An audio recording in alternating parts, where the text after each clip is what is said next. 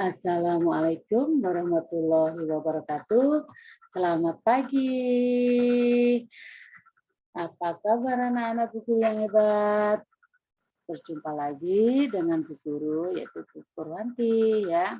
Nah, di video kali ini kita akan belajar tentang penampakan alam dan pemanfaatannya. Tapi ngomong-ngomong, apakah kalian tahu apa itu penampakan alam? Nah, ayo, siapa yang tahu? Belum tahu kan?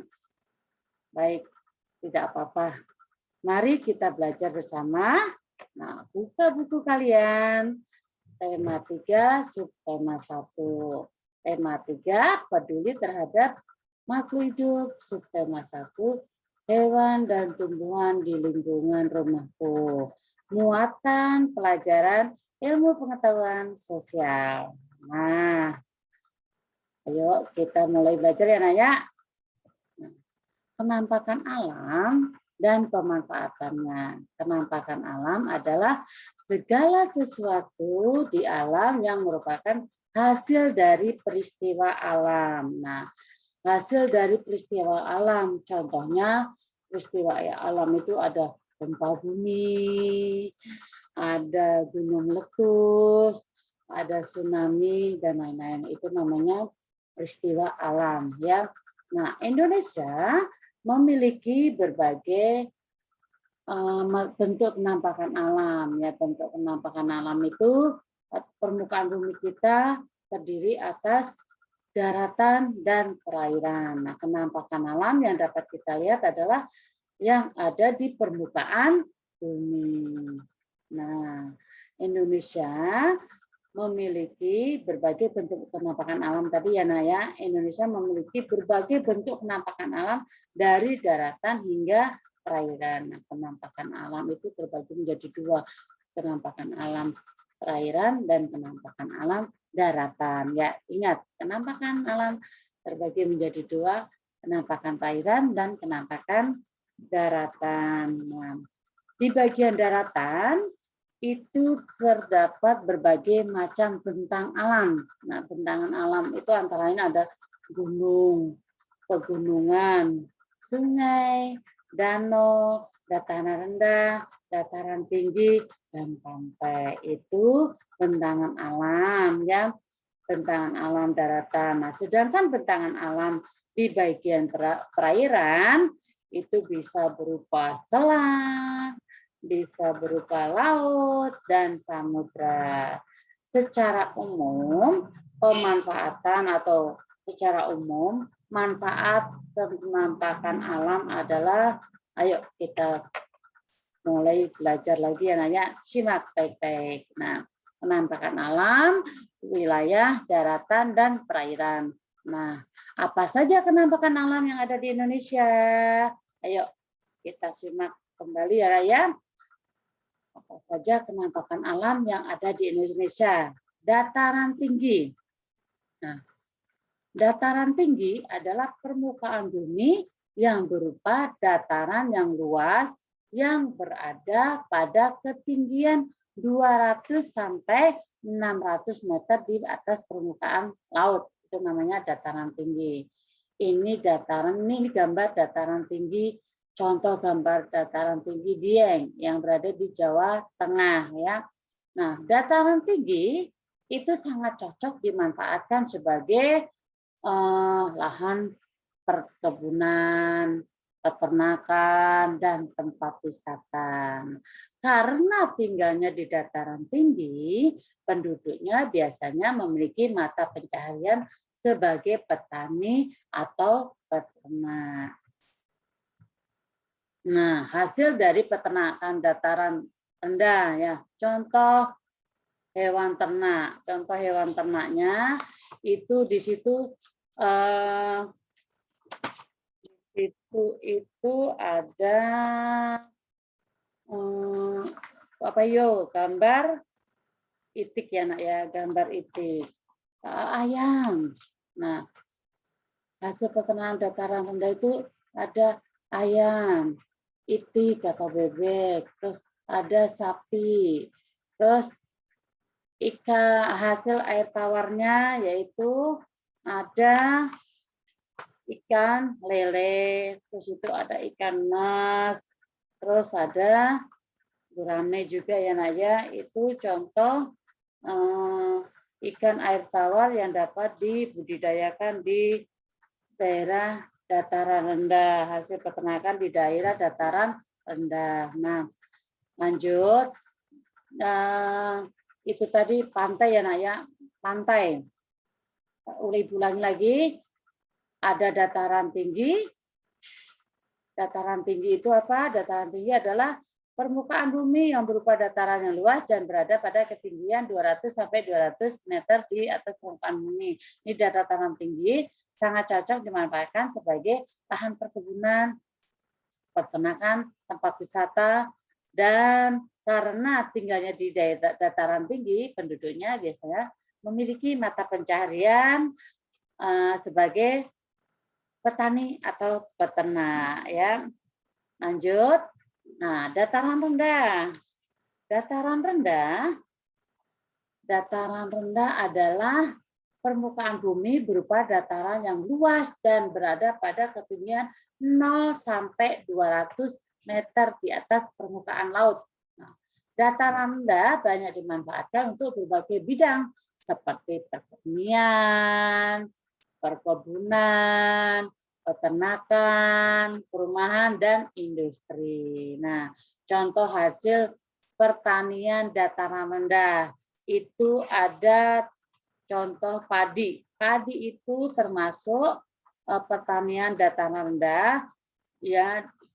Di contoh pemanfaatan di dataran rendah padi. Terus itu ada jagung, ada pohon tebu. Nah, tanaman tebu juga banyak dilakukan di dataran rendah dan dimanfaatkan untuk produksi gula. Nih Nak, ini gula ya.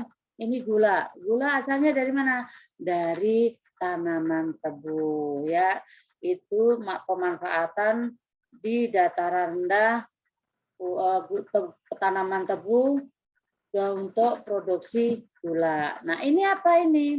Ini adalah gambar pohon aren. Nah, pohon aren itu dimanfaatkan untuk menghasilkan minyak kelapa sawit. Nah, yuk lanjut. Tadi Ibu pelengkap ya Nak ya, aturan dataran rendah terus langsung ke hasil peternakan dataran rendah ya. Nah, contohnya hewan ternaknya ada gambar itik ya. Ada gambar itik, ayam, sapi, dan berbagai ikan. Nah, lanjut. Ada sapi juga ya Nak ya. Oke.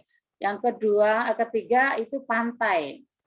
Pantai adalah daratan yang berbatasan dengan laut atau batas antara daratan dengan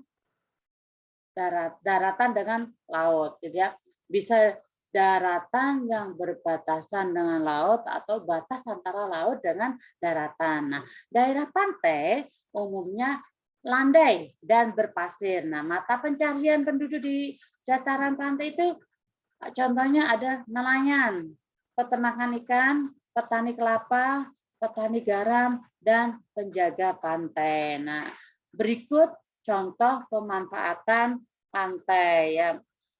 Contoh pemanfaatan pantai itu pertama ya, pantai itu dimanfaatkan oleh penduduk sekitar itu untuk apa? Untuk budidaya ikan. Ini gambar ikan laut, udang. Untuk budidaya udang juga bisa, cumi-cumi. Ini gambar cumi-cumi. Terus ada budidaya rumput laut ya. Terus selain itu pemanfaatan pantai juga dimanfaatkan oleh penduduk sekitar itu sebagai lahan pertanian garam. Nah, ini contohnya lahan pertanian garam ya. Pertanian garam biasanya dilakukan di sekitar pinggir pantai dan pemanfaatannya itu dibantu oleh sinar matahari ya. Yang kedua pelabuhan. Yang ketiga pelabuhan. Pelabuhan itu adalah tempat berlabuhnya kapal-kapal. Nah, lanjut. Nah, ciri-ciri, langsung kita ke ciri-ciri sumber daya alamnya. Salah satu contoh sumber daya alam adalah tanaman. Tanaman ada yang tumbuh di dataran tinggi. Ada juga yang tumbuh dengan baik di dataran rendah. Berikut contoh tanaman yang dapat tumbuh di dataran tinggi dan dataran rendah. Contohnya di situ adalah padi. Padi, ini gambar padi ya nak.